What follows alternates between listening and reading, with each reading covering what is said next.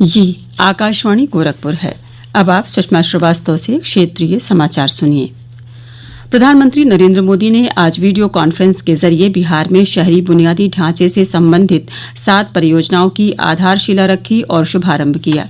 इनमें से 4 परियोजनाएं जलापूर्ति से संबंधित हैं, जबकि 2 मल जल उपचार और 1 नदी क्षेत्र के विकास से जुड़ी हैं।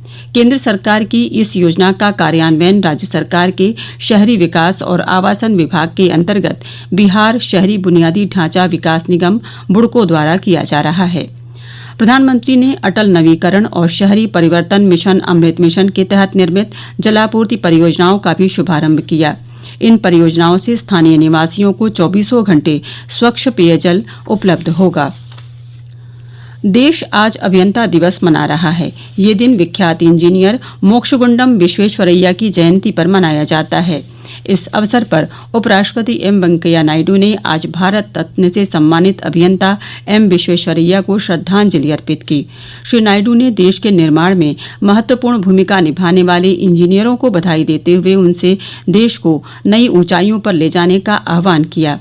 प्रधानमंत्री नरेंद्र मोदी ने कहा कि अभियंता दिवस एम विश्वेश्वरैया की जयंती के उपलक्ष्य में मनाया जाता है। उन्होंने कहा कि देश के इंजीनियरों ने राष्ट्र और विश्व के निर्माण में अभूतपूर्व योगदान दिया है। हमारे भारतीय इंजीनियरों ने हमारे देश के निर्माण में और दुनिया में भी अभूतपूर्व योगदान किया है। चाहे काम को लेकर समर्पण हो या उनकी बारीक नजर भारतीय इंजीनियरों की दुनिया में एक अलग ही पहचान है। ये एक सच्चाई है और हमें गर्व है कि हमारे इंजीनियर देश के विकास को मजबूती से आगे बढ़ा रहे हैं, 130 करोड़ देशवासियों के जीवन को बेहतर कर रहे हैं। गृहमंत्री अमित शाह ने भी एम विश्वेश्वरैया को श्रद्धांजलि दी। सूचना तथा प्रसारण मंत्री प्रकाश जावड़ेकर ने अपने संदेश में एम विश्वेश्वरैया को श्रद्धांजलि देते हुए कहा कि इंजीनियर किसी भी समाज के मजबूत स्तंभ होते हैं। मुख्यमंत्री योगी आदित्यनाथ ने कहा है कि सभी चिकित्सालयों तथा मेडिकल कॉलेजों में ऑक्सीजन सुगमतापूर्वक उपलब्ध होनी चाहिए। श्री योगी ने आज लखनऊ में अनलॉक व्यवस्था की समीक्षा करते हुए कहा कि ये सुनिश्चित किया जाए कि ऑक्सीजन निर्धारित मूल्य पर ही मिले, किसी भी दशा में ऑक्सीजन की कालाबाजारी न होने पाए। उन्होंने कहा कि मुख्य सचिव कार्यालय जिला प्रशासन से संवाद बनाकर कोविड-19 के दृष्टिगत उपचार सुविधाओं एवं अन्य व्यवस्थाओं का निरंतर प्रभावी अनुश्रवण करें। उन्होंने पर्याप्त संख्या में टेस्टिंग किट की उपलब्धता सुनिश्चित कराए जाने के निर्देश देते हुए कहा कि अस्पतालों, मेडिकल कॉलेजों तथा चिकित्सा संस्थानों में टेस्टिंग किट का बैकअप रखा जाए ताकि जांच कार्य सुगमतापूर्वक संपन्न होता रहे। उन्होंने कोविड-19 के संक्रमण के नियंत्रण में टेस्टिंग की महत्वपूर्ण भूमिका पर बल देते हुए कहा कि ये कार्य पूरी सक्रियता से संचालित किया जाए। अपर मुख्य सचिव स्वास्थ्य को जिला चिकित्सालयों, सामुदायिक स्वास्थ्य केंद्रों तथा प्राथमिक स्वास्थ्य केंद्रों की व्यवस्थाओं को और सुदृढ़ करने के निर्देश दिए। उन्होंने लखनऊ, मेरठ, गोरखपुर, प्रयागराज, सहारनपुर तथा मुजफ्फरनगर पर विशेष ध्यान दिए जाने के निर्देश दिए।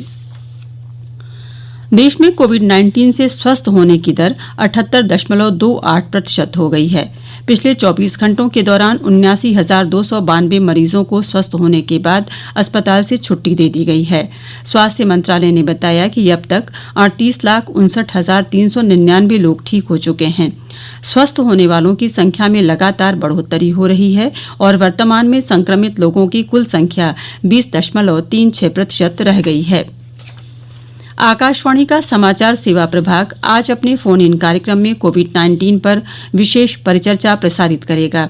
ये कार्यक्रम रात 9:30 बजे से FM गोल्ड और अतिरिक्त मीटरों पर सुना जा सकता है। इंडियन मेडिकल एसोसिएशन के पूर्व महासचिव डॉक्टर नरेंद्र सैनी इस परिचर्चा में भाग लेंगे। श्रोता टोल फ्री नंबर 1800-115-767 पर फोन करके विशेषज्ञ से सवाल पूछ सकते हैं। 011-2331-4444 पर भी सवाल पूछे जा सकते हैं।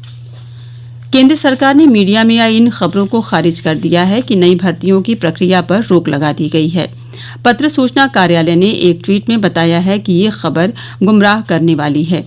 कार्यालय ने स्पष्ट किया है कि कर्मचारी चयन आयोग और संघ लोक सेवा आयोग जैसे सरकारी संगठनों के माध्यम से सरकारी भर्तियां सामान्य रूप से चल रही हैं। प्रदेश के अधिकांश पूर्वी हिस्सों में कल से रुक रुक कर वर्षा हो रही है। आकाशीय बिजली गिरने से गोरखपुर में 2 बच्चों सहित 3 लोगों की और जौनपुर में 1 युवक की मृत्यु हो गई। कृषि विशेषज्ञों के अनुसार खरीफ फसल के लिए ये वर्षा लाभप्रद है। मौसम विभाग ने आगामी 3-4 दिनों तक वर्षा का सिलसिला जारी रहने का अनुमान व्यक्त किया है। इसके साथ ही क्षेत्रीय समाचारों का ये बुलेटिन समाप्त हुआ। नमस्कार।